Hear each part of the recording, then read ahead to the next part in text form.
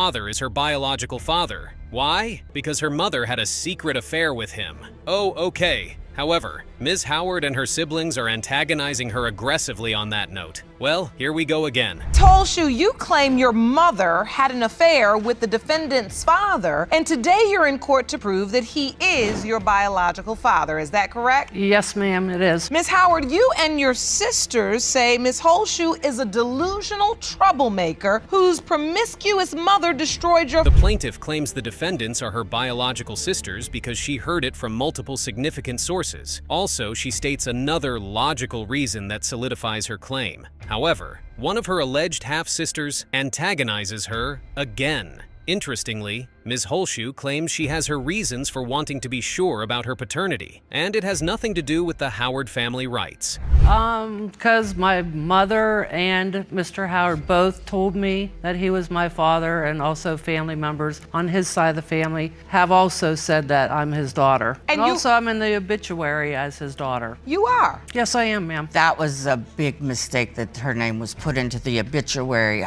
Our father's sister did that. No. And did not. With the level of counterpoising she's getting from the Howard sisters, you can't help but wonder how long they've been at it. Ms. Holshoe claims she's known the truth about her paternity from a young age in the most awkward manner imaginable. But luckily for her, her supposed half-sisters knew nothing about the rumor as at that time. Find out Whenever I was about 12 or 13. How did you find out? Because my stepdad was drunk and he was fighting with my mother, and he said, well, who do you think your father is? And so after that, my mother told me, and she took me and introduced me to DL. And as expected, one of the Howard sisters has something to say about the plaintiff wanting to confirm her paternity for health reasons. She isn't trying to sympathize with her, no. She's literally telling her it's not relevant, and that's not fair.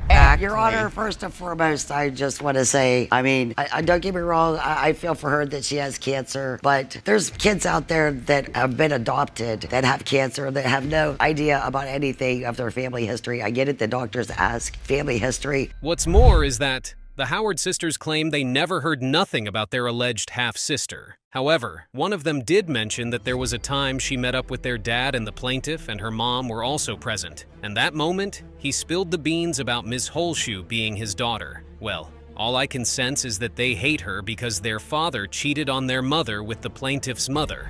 To the Howard sisters, growing up, did you ever hear about Miss Holshoe? Never heard her. Did anyone ever mention her? Never. Yes, one time when I was 19 years old, my dad, he was in from California. My parents were already divorced. We were in from California. He had us all meet him out at an old country bar. We showed up, and her mother was there. Now we know for sure that the late Mr. Howard told one of the sisters about their supposed half-sister. If that's the case, why are they finding it hard to accept her? Well, they seem to have tangible reasons for that. Don't want to speak ill, but I mean, my dad he's dead. Her mother has passed away. It's obvious my dad messed around on my mom. It wasn't just her mother. Exactly. It was never just I her agree mother. with that one. And I have heard many things that say the same thing about her mother. Okay, so what you're saying is... Oh, that's not all. Something happened while Mr. Howard was in a relationship with Ms. Holshoe's mother, which caused their separation. And that's according to one of the Howard sisters' testimony. Although we can't tell if it's true or false, it does explain why the defendants are so adamant that the plaintiff isn't their half-sister. Yet their words are not enough to resolve this paternity case. Can I also say, when I was in California living with my father, we had packed up our things and moved out because my father had gone to at the bar where her mother was working and caught her cheating on him. That gave me No topic. The thought that obviously her mother probably has no idea who any of her children belong to. Here is something interesting. Although Ms. Holshoe's mother was married to someone else when she conceived her, she had a secret affair with the defendant's father. Whoa!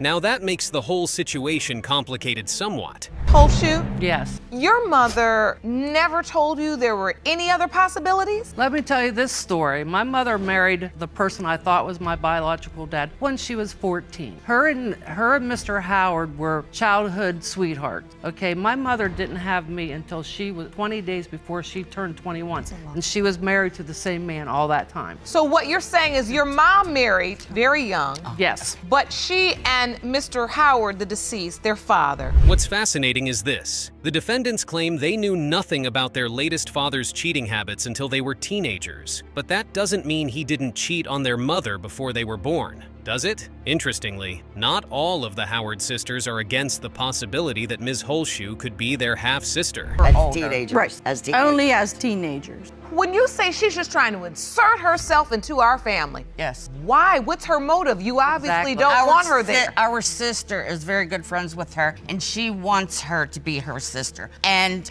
we told her to prove it if she's our sister, and she kept denying. It is clear that no matter how hard Ms. Holshoe tries to prove to the defendants, they won't accept her as one of their own. Perhaps the only way she can win them over is if the DNA test result comes out positive. So let's wait no further. It's time to hear the test result. Of Holshoe versus Howard. It has been determined by this court that the probability of half-siblingship between Diana Howard and Misty Lynn Holshoe is 98.1%. Being caught in a love triangle didn't only happen in the movies, as Ms. Harris was right smack in the middle of a huge showdown between her boyfriend Mr. Murray and her ex-boyfriend Mr. Donaldson. Men in the running for the same 18-month-old baby. Ms. Harris, you have been caught in a love triangle. There are 2 men in court today: your current boyfriend, the plaintiff, Mr. Murray, and the defendant, your ex-boyfriend, Mr. Donaldson. Love triangles were definitely always unforgettable in court, as they were always very dramatic and intense. And most certainly the judge knew she was in for a show. Mr. Donaldson had told a very pregnant Ms. Harris that he likes another girl. He definitely was not kidding, as he had gone out of his way to ensure he wasn't there when it mattered. They are both in court today to prove paternity. Tell me about your relationship with Mr. Donaldson. From my understanding, we was dating. But then when I got pregnant, he told me he had feelings for another girl. He told me that he didn't want to be with me. So I was basically alone during my pregnancy. He came to the hospital with his mom when I had her. So wait, you're dating Mr. Donaldson, you're in a relationship. Mr. Murray's mom was in court, and she revealed some very surprising facts about the case. One thing was for certain: they had accepted that Mr. Donaldson was the father of the baby until another man stepped in, and things became very awkward. Do you know about this pregnancy, ma'am? I did not find out about it until she was about 5 months, maybe. You never knew your son was possibly the father of this child? When he told me about it, I accepted that he was, because that's what Chastity stated, that he was the dad. Everything had come crashing when an impromptu visit from Mr. Murray's family member had revealed the presence of another man in Ms. Harris's life. To thicken the plot, Mr. Murray had received a message from someone who may or may not be Mr. Donaldson claimed paternity of the child. You start having doubts that Anaya is your grandchild. The thing that really changed my mind is when my mother went to pick the baby up and saw Fred. Oh, so Mr. Murray, why do you believe you could be the biological father of this child? One day I was on Facebook and I got a message from Jalen, and he told me that the baby could possibly be mine. Mr. Donaldson's amnesia on whether he had sent a particular message or not definitely made things even more awkward in court. Even the judge was confused about the order of things, so the truth had to come even faster than before to smooth things out. I don't recall. And wait, what, you just saw a message on your account. And what did you say when you got that? I said, are you sure? Let me try to understand all this. Mr. Murray, what do you remember? She was in a relationship with Mr. Donaldson at the time, but you all ended up having a sexual encounter during that time? Yes. The truth came, and it was a little too much for us all. Especially for Ms. Harris, simply couldn't keep it together as she lost every iota of composure and ran out the courtroom asking for the cameras to be put away. In the case of Murray versus Gerald Donaldson, Mr. Gerald Donaldson, you are not the father.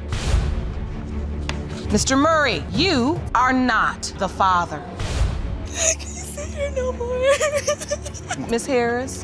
I don't want to be on the camera no more. After previously testing the paternity of one of their kids, the plaintiff and the defendant are back to court again to test their other kid. The outcome of this result means a lot to them, as it would determine where their marriage leads to from here. As a result, the stakes in court today are very high. After you and your wife received shocking results in this courtroom surrounding your daughter's paternity, you returned home and realized you have good reason to doubt your son Keith's paternity. paternity. And now your marriage is on the rocks. Yes, Your Honor. Ms. McCrory, you claim your daughter's results surprised you. It appears that the couple were separated a few days before the child in question was conceived. So the question is this: did Ms. McCrory have another sex partner during their short breakup? If she did, it would mean that there's a great chance that someone else besides her husband could have fathered her son. Let's hope that's not the case here. In your court papers, it says you all broke up for a few days around Keith's conception. Is that true? Yes, Your Honor. You did? Yes. And so during that breakup, Ms. McCrory, did you sleep with anyone else? Were you intimate with anyone else? Yes, I was. Did you use protection? No. Had you ever told Mr. McCrory about this? No, I didn't. My, oh my. Now we know she cheated on her husband during their short breakup. But how can she be so sure the kid is her husband's son and not the other guy's? It would be interesting to hear her reasons for thinking her husband fathered him.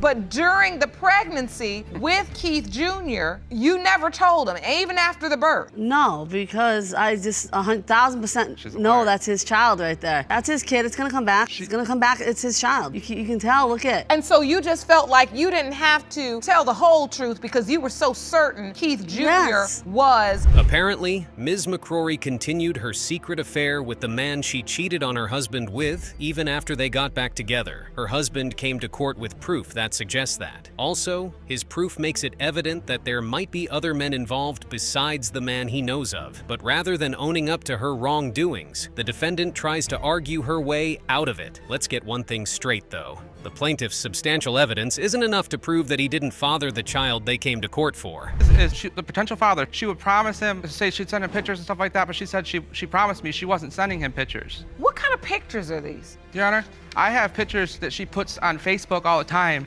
that, you know, some of them are old, but some of them were recent. I mean... Let me see those, Ron, even though I'm not sure I want to.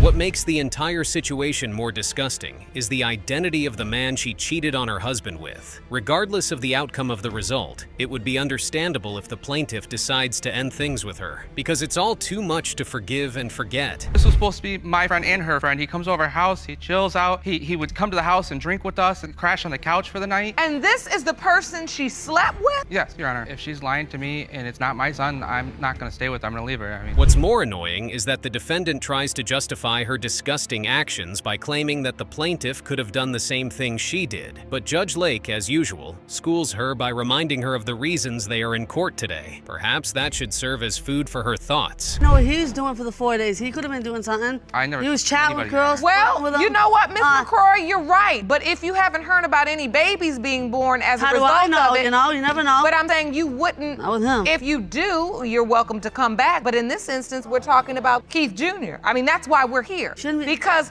we shouldn't even be... At this point, Ms. McCrory seems to be emotionally unstable to continue the hearing, so she excuses herself out of the courtroom. But I'm afraid the hearing must go on, so she has to put herself together because her husband and the court aren't fazed by her tears. Mr. McCrory just wants to get to the root of his son's paternity. Boy, can we blame him? She practically lied to him most times of their marriage. It's possible that this little boy is not yours. Yes, Your Honor. And that's been eating away at you. Yes, Your Honor. Going through all this, Your Honor, it made me kind of think about things like, I mean, there was a time and period. I'm not sitting in here. Ms. McCrory, give yourself a minute and then come back in. Let's finish this case. Because it's hard for him to trust his wife after everything she's put him through, the plaintiff asked her to submit to a lie detector test. The purpose of this test is to know the truth about some questions pertaining to their son's paternity. So let's hear the test results. You asked Ms. McCrory to submit to a lie detector test. We have administered that lie detector test, and I have the results for you. Would you like to hear them? Yes, Your Honor. Ron the envelope. These results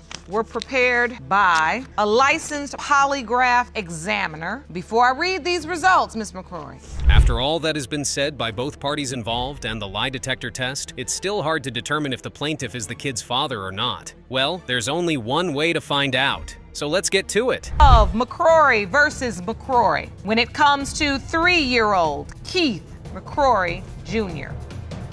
It has been determined by this court, Mr. McCrory, you are the father. What would you do if you found out your dad may not really be your father? Well, Ms. Ferguson had brought her mother to court because she had come to believe that her mother's husband, Ken Ferguson, who had raised her entire life, was possibly not her father. She had petitioned the court to obtain the truth. Miss Ferguson, you've brought your mother to court today because you were recently shocked to learn that Ken Ferguson, who raised you your entire life, may not be your biological father. You have petitioned the court for paternity test. The million-dollar question was how she had arrived at such a painful conclusion by herself, and what had happened to frost the relationship between Ms. Ferguson and her mother. Dysfunctionality and extramarital affair admissions may have been the culprit. On Mr. Ferguson, whom we'll hear from in a moment. Mansell, please tell me, how did your relationship with your daughter get to this point? I have no idea. Just things that were said, things that were done. It's apparent that you feel badly about it. I see the emotion on your face. Yeah. Are there certain particular regrets that you have? Yeah. But you I tried understand best I that could. she has a right to know who her father is. Ms. Ferguson decides to reach out to her mom's husband to confess her knowledge of her mom's affairs to him after several attempts at communicating with her mom failed, a gesture that isn't appreciated by her mother, to say the least. Guy friends and her other friends, not even the husband. So me and him met up. You She met knew up we were with my mom's husband, my stepfather. Your stepfather? Yes. Okay. We met up and we started talking, and I confessed everything I knew about the past. Okay. I knew she was cheating on him. Ms. Ferguson attempts to explain why she snitched on her mother and hits a sharp edge as a very emotional and pissed Mrs. Ferguson walks out on her and the whole courtroom while saying some very rude things. She had clearly lost it, as she didn't care about disrespecting the judge either. Perfect, and I'm not here to be degraded like this by my own child. I know, I don't Then want to degrade stop. you. But why do you keep doing it? Look at Ms. what Mansell, you're I still know doing this today. Just always make people feel bad for you, doesn't she? She just always does that.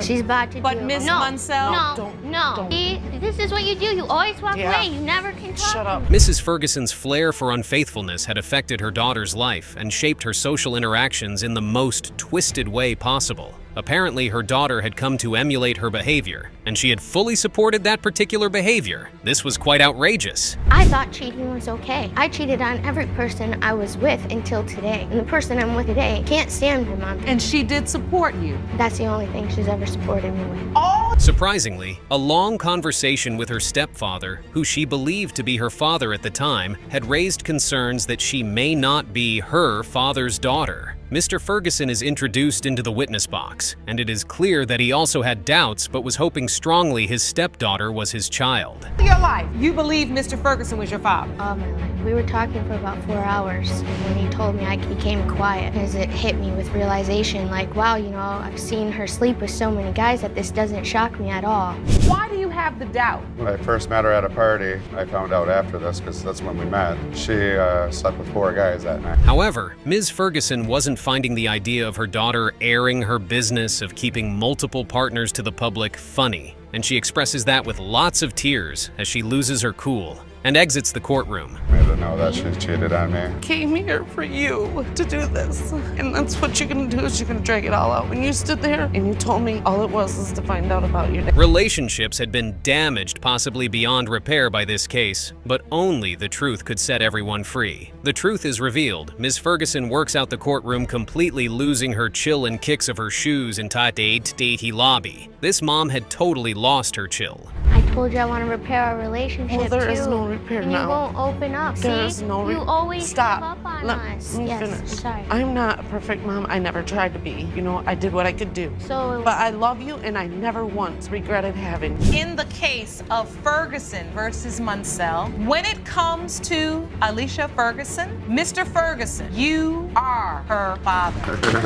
Imagine finding out your dad may not be your father through an argument being had by your father and mother. The Jacob kids had brought out their parents to paternity court to find out who their real father was for that particular reason. Goes. It was possible your dad, Mr. Jacobs, is not your biological father. Yes, Your Honor. Mr. Jacob, you are the only father your children have ever known. Yes. Tell us about the argument you and your brother overheard. He coming out the room, going to the kitchen saying, well, those ain't my kids anyway, so The stakes were quite high for the mother as her kids were not playing in the slightest. Her daughter was quite crushed as she had one of the most important days of her life coming up, and she definitely needed her father. At this point, Ms. Razor was crashing out and her mother was completely losing her cool. This is the only man that I know for all my life. How many men do you know sit in a delivery with their daughter when they're having a baby? Is there something that you need to tell me? Get married in January. He's supposed to walk me down this aisle. And you gotta tell me. Because I don't know, Precious. I just don't know. Grandma said that might be my father that I look like. And I overheard at a cookout somebody. Things only escalated further as the daughter walked out of the court at the thought of another man possibly being her father.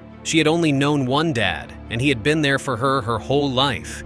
Whoever Tommy was. I never doubted the fact that he was my father because he's always been there no matter what. That's not my father. No, There's a possibility I could be your father. So you do admit that you had a sexual relationship with Mr. Farmer around the time. Mrs. Jacobs admits she had been involved with Mr. Farmer's at the time she had conceived one of her kids, and so that made him potentially a father to only one of her kids. Mr. Jacobs was not aware of a possible third-party claim to his kids. Not having a sexual relationship with him during the time Hector would only be Miss Razor's father. Yes. Established that you all refer to each other possibly as brother and sister, like play brother. You're not related biologically. You're not real sisters and brothers. I didn't know who he was. I didn't know he existed. You never knew he existed? You never knew he existed? In a shocking turn of events, the court results revealed that Mr. Jacobs was not one of the kids' fathers, but it wasn't the child they were suspecting. Feelings are at an all-time high as a very disappointed and shaken Ms. Razor leaves the courtroom, and more discoveries are made in Judge Lauren's chambers. Mr. Farmer. Yes. You are not. Yes! Her Oh, my God! Oh! In the case, Mr. Jacobs, you are not Hector's father. Oh! Let me get my kids, sir. Let me get my children. She is scared.